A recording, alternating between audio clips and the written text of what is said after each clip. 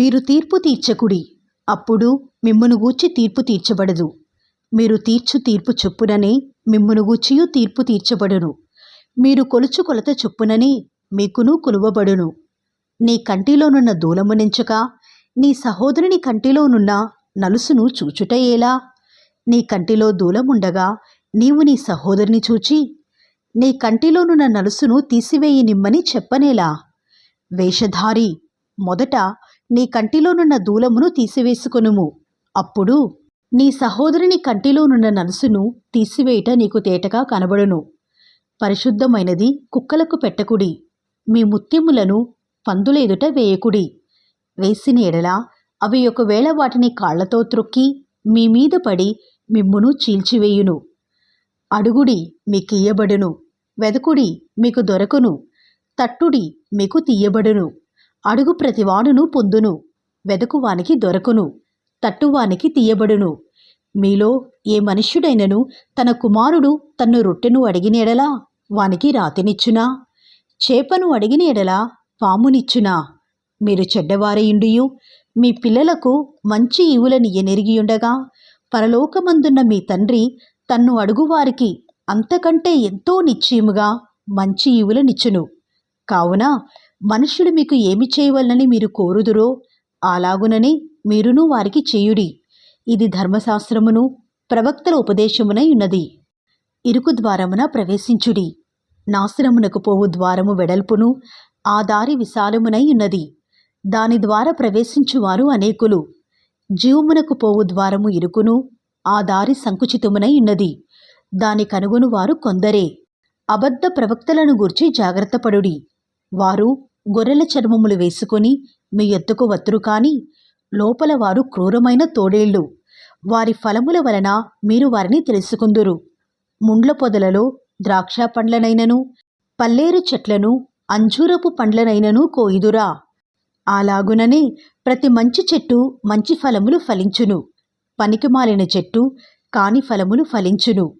మంచి చెట్టు కాని ఫలములు ఫలింపనేరదు, పనికిమాలిన చెట్టు మంచి ఫలములు ఫలింపనేరదు. మంచి ఫలములు ఫలింపని ప్రతి చెట్టు నరకబడి అగ్నిలో వేయబడును. కాబట్టి మీరు వారి ఫలముల వలన వారిని తెలుసుకుందురు. ప్రభువా, ప్రభువా అని నన్ను పిలిచి ప్రతివాడును పరలోక రాజ్యంలో ప్రవేశింపడుగాని పరలోకమందున్న నా తండ్రి చిత్త ప్రకారము చేయువాడే ప్రవేశించును. ఆ దినమందు అనేకులు నన్ను చూచి, ప్రభువా, ప్రభువా, మేము నీ నామమున ప్రవచింపలేదా? నీ నామమున దయ్యములను వెళ్ళగొట్టలేదా? నీ నామమున అనేకమైన అద్భుతములు చేయలేదా అని చెప్పుదురు. అప్పుడు నేను మిమ్ము ఎన్నడూనూ ఎరుగను, అక్రమము చేయువారలారా నా యొద్ద నుండి పొండని వారితో చెప్పుదును. కాబట్టి ఈ నా మాటలు విని వాటి చొప్పున చేయు ప్రతివాడును బండ మీద తన ఇల్లు కట్టుకొనిన బుద్ధిమంతుని పోలియుండును. వాన కురిసెను, వరదలు వచ్చెను, గాలి విసిరి ఆ ఇంటి మీద కొట్టెను గాని దాని పునాది బండ మీద వేయబడిన గనక అది పడలేదు. మరియు ఈ నా మాటలు విని వాటి చొప్పున చేయని ప్రతివాడు ఇసుక మీద తన ఇల్లు కట్టుకొనిన బుద్ధిహీనుని పోలియుండును. వాన కురిసెను, వరదలు వచ్చెను, గాలి విసిరి ఆ ఇంటి మీద కొట్టెను, అప్పుడది కూలబడెను, దాని పాటు గొప్పదని చెప్పెను. యేసు ఈ మాటలు చెప్పి ముగించినప్పుడు జనసమూహములు ఆయన బోధకు ఆశ్చర్యపడుచుండిరి. ఎలయనగా ఆయన వారి శాస్త్రుల వలె కాక అధికారము గల వాని వలె వారికి బోధించెను.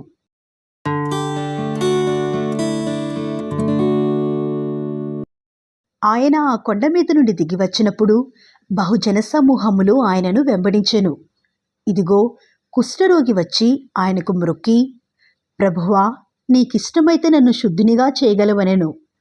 అందుకాయన చెయ్యి చాపి వాని ముట్టి, నాకిష్టమే, నీవు శుద్ధుడవు కమ్ము అని చెప్పగా తక్షణమే వాని కుష్ఠరోగము శుద్ధి ఆయెను. అప్పుడు యేసు, ఎవరితోనూ ఏమీయూ చెప్పక సుమీ, కాని నీవు వెళ్ళి వారికి సాక్షార్థమై నీ దేహమును యాజకునికి కనపరుచుకొని మోషే నియమించిన కానుక సమర్పించుము అని వానితో చెప్పెను. ఆయన కపెర్నహూములో ప్రవేశించినప్పుడు ఒక శతాధిపతి ఆయన యొద్దకు వచ్చి, ప్రభువా, నా దాసుడు పక్షవాయువుతో మిగుల బాధపడుచు ఇంటిలో పడియున్నాడు అని చెప్పి ఆయనను వేడుకొనెను. యేసు, నేను వచ్చి వాని స్వస్థపరచెదను అని అతనితో చెప్పగా, ఆ శతాధిపతి, ప్రభువా, నీవు నా ఇంటిలోనికి వచ్చుటకు నేను పాత్రుడను కాను. నీవు మాట మాత్రము సెలవిమ్ము, అప్పుడు నా దాసుడు స్వస్థపరచబడును. నేను కూడా అధికారమునకు లోబడినవాడను. నా చేతి క్రింద సైనికులున్నారు. నేను ఒకని పొమ్మంటే పోవును, ఒకని రమ్మంటే వచ్చును. నా దాసుని ఈ పని చేయుమంటే చేయును అని ఉత్తరమిచ్చెను. యేసు ఈ మాట విని ఆశ్చర్యపడి వెంట వచ్చుచున్న వారిని చూచి, ఇశ్రాయేలులోనెవరికైనను నేనింత విశ్వాసమున్నట్టు చూడలేదని నిశ్చయముగా మీతో చెప్పుచున్నాను. అనేకులు తూర్పు నుండియు పడమటి నుండియు వచ్చి అబ్రహాముతో కూడను, ఇస్సాకుతో కూడను, యాకోబుతో కూడను పరలోక రాజ్యమందు కూర్చుందురుగాని, రాజ్య సంబంధులు వెలుపటి చీకటిలోనికి త్రోయబడుదురు. అక్కడ ఏడ్పును పండ్లు కొరుకుటియు నుండునని మీతో చెప్పుచున్నాను అనెను. అంతట యేసు, ఇక వెళ్ళుము, నీవు విశ్వసించిన ప్రకారము నీకు అవునుగాక అని శతాధిపతితో చెప్పెను.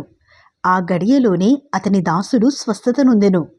తరువాత యేసు పేతురింటిలో ప్రవేశించి జ్వరముతో పడియున్న అతని అత్తను చూచి ఆమె చెయ్యి ముట్టగా జ్వరం ఆమెను విడిచెను.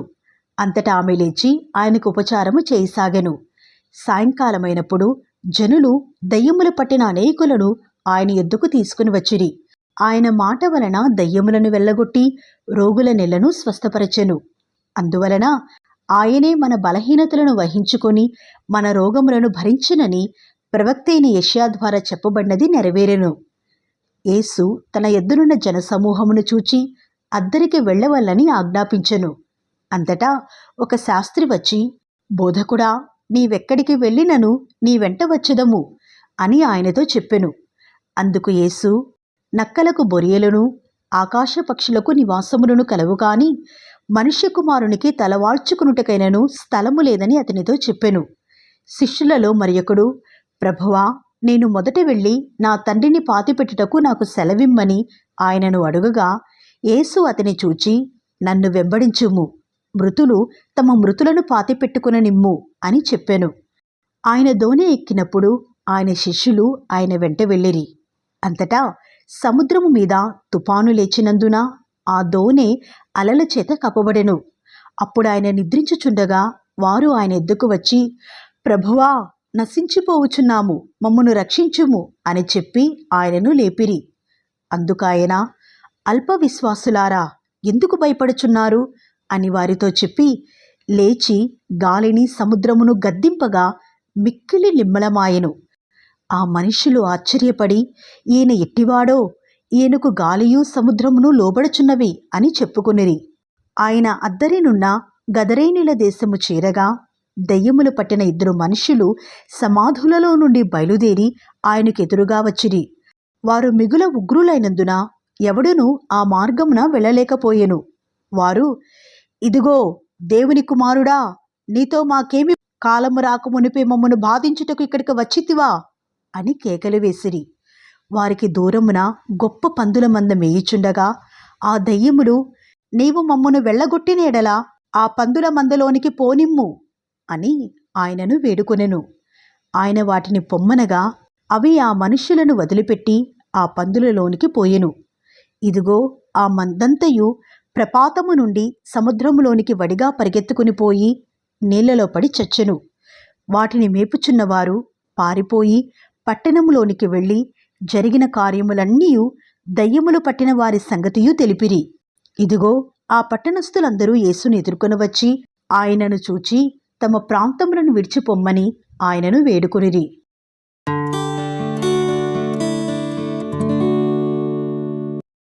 తరువాత ఆయన దోణి ఎక్కి సముద్రము దాటి తన పట్టణములో ప్రవేశింపగా, ఇదిగో జనులు పక్షవాయువుతో మంచము పట్టియున్న యొకని ఆయన ఎద్దుకు తీసుకుని వచ్చిరి.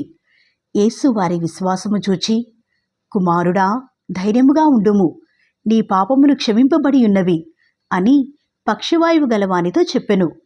ఇదిగో శాస్త్రులలో కొందరు, ఇతడు దేవదూషణ చేయుచున్నాడు అని తమలో తాము అనుకునగా, యేసు వారి తలంపులు గ్రహించి, మీరెందుకు మీ హృదయములలో దురాలోచనలు చేయుచున్నారు? నీ పాపములు క్షమింపబడి ఉన్నవని చెప్పుట సులభమా, లేచి నడవమని చెప్పుట సులభమా? అయినను పాపములు క్షమించుటకు భూమి మీద మనుష్య కుమారునికి అధికారము కలదని మీరు తెలుసుకునవలెను అని చెప్పి ఆయన పక్షవాయువు గల వాణ్ణి చూచి, నీవు లేచి నీ మంచమెత్తుకొని నీ ఇంటికి పొమ్ము అని చెప్పగా వాడు లేచి తన ఇంటికి వెళ్ళెను. జనులు అది చూచి భయపడి మనుషులకిటి అధికారం ఇచ్చిన దేవుని మహిమపరచిరి. యేసు అక్కడి నుండి వెళ్ళుచు సుంకపు మెట్టునొద్ద కూర్చుండియున్న మత్తయి అను ఒక మనిషిని చూచి, నన్ను వెంబడించుమని అతనితో చెప్పగా అతడు లేచి ఆయనను వెంబడించెను. ఇంటిలో భోజనమునకు యేసు కూర్చుండి ఉండగా ఇదిగో సుంకరులను పాపులను అనేకులు వచ్చి ఆయన యొద్దను ఆయన శిష్యుల యొద్దను కూర్చుండిరి. పరిసయ్యులు అది చూచి, మీ బోధకుడు సుంకరులతోనూ పాపులతోనూ కలిసి ఎందుకు భోజనము చేయుచున్నాడు అని ఆయన శిష్యులను అడిగిరి. ఆయన ఆ మాట విని, రోగులకే గాని ఆరోగ్యము గలవారికి వైద్యుడక్కర్లేదు గదా, అయితే నేను పాపులను పిలువవచ్చి తిని గాని నీతిమంతులను పిలువరాలేదు, గనుక కనికరమునే కోరుచున్నాను గాని బలిని కోరను అను వాక్య భావమేమిటో మీరు వెళ్ళి నేర్చుకునుడని చెప్పెను.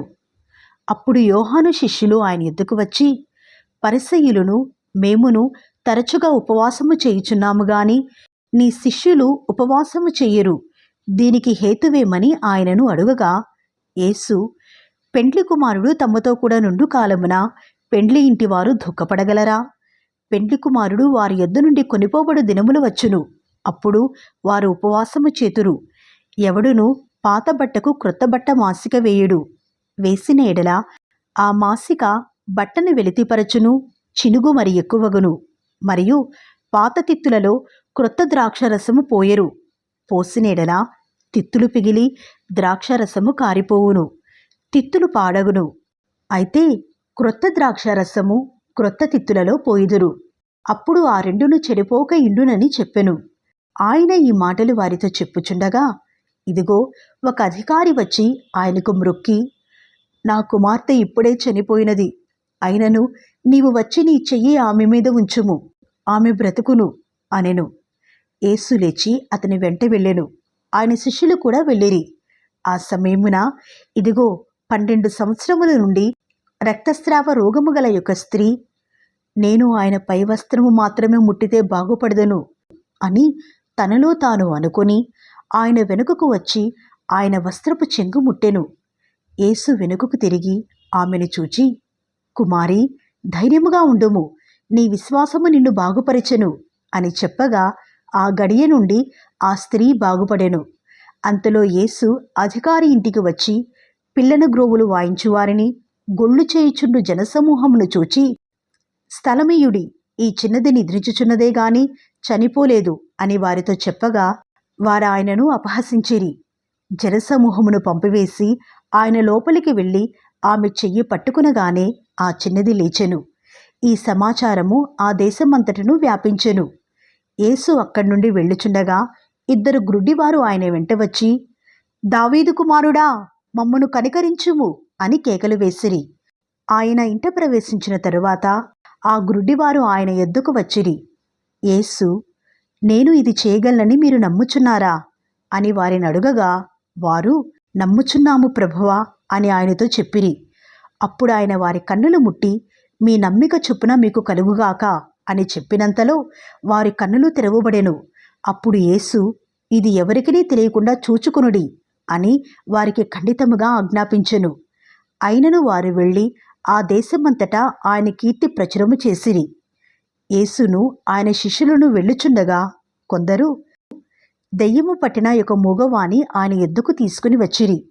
దెయ్యము వెళ్ళగొట్టబడిన తరువాత ఆ మూగవాడు మాటలాడగా జనసమూహములు ఆశ్చర్యపడి, ఇశ్రాయేలులో ఈలాగు ఎన్నడూనూ కనబడలేదు అని చెప్పుకొనిరి. అయితే పరిసయ్యులు, ఇతడు దయ్యముల అధిపతి వలన దయ్యములను వెళ్ళగొట్టుచున్నాడు అని చెప్పిరి.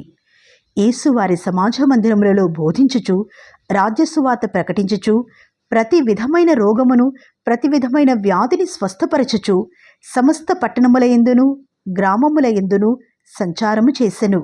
ఆయన సమూహములను చూచి వారు కాపరి లేని గొర్రెల వలె విసికి చెదరయినందున వారి మీద కనికరపడి, కోత విస్తారమే గాని పనివారు కొద్దిగా ఉన్నారు, గనుక తన కోతకు పరివారిని పంపుమని కోత యజమానిని వేడుకునుడి అని తన శిష్యులతో చెప్పెను.